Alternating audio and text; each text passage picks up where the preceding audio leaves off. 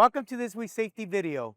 We're going to go ahead and start with this week's safety shout out to Sal Rubalcaba, who is working in the saw cutting area. The saw cutting area, we were having a little bit of issues with organizational trip hazards, material being left everywhere.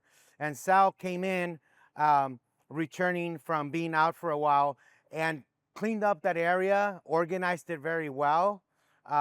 So thank you, Sal, for taking pride in your work and really keeping that area safe. Much appreciated. Safety shout out. All right, now let's move on to our safety topic for the week with an incident review. This incident happened where a forklift operator was traveling up our ramp near a shipping area and caused his load to tip over.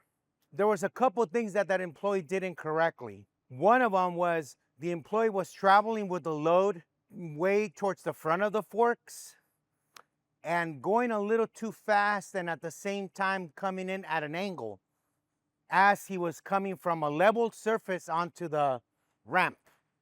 All that caused the vibration on the forklift because of the speed, and it caused the load to tip over and fall. Okay, the correct way to do this is you pick up the load. You're only supposed to carry the load at the tip of the forks or closer to the front of the forks for removing the load from its destination in case something's in the back so you don't hit whatever's in the back. But as soon as you remove that, the proper thing is to put the load all the way to the backrest so that it's resting against the backrest of the forklift, and you tilt the forks back. Then you transport the load for long distances that way. Now, when you're approaching the ramp, coming up the ramp from a leveled surface onto the grade, you're supposed to approach that ramp facing straight forward, not at an angle, because forklifts don't have shocks. So you have to come in straight up, raise your forks, and then you go up the hill slowly, because that little level of flat surface to bump, if you go fast, it causes motion. So you need to slow down, come up the ramp that way, and once you're up on the ramp, you stop and you honk before you come in the entrance. So those are the different things that could have been corrected, that should have been done correctly, versus what was done incorrectly.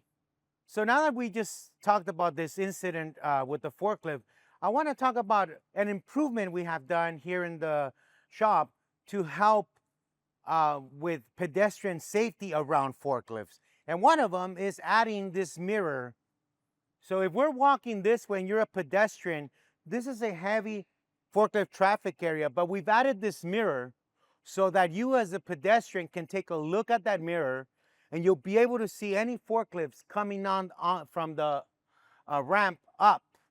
And that'll hopefully help you out. At the same time, the forklift operator can actually see the pedestrian this way. So you are the forklift operator, and in that mirror, if you start seeing, you're able to see towards the hallway, so the forklift operator will also be able to see the pedestrian. There's an update. We've done this to our high traffic roller-up doors where there's foot traffic, such in the inventory area. So it's a good safety improvement for all. We're always trying to look out for safety and trying to find out how to keep our employees safe. And this was a suggestion that we put into place. Well, we reached the end of our video.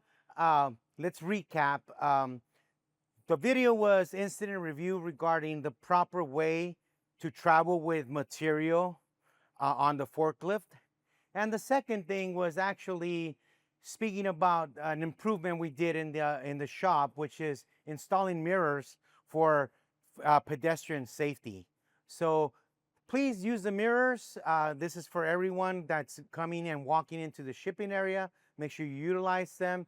And for all those forklift operators, please practice proper material handling when traveling with loads on the forklift.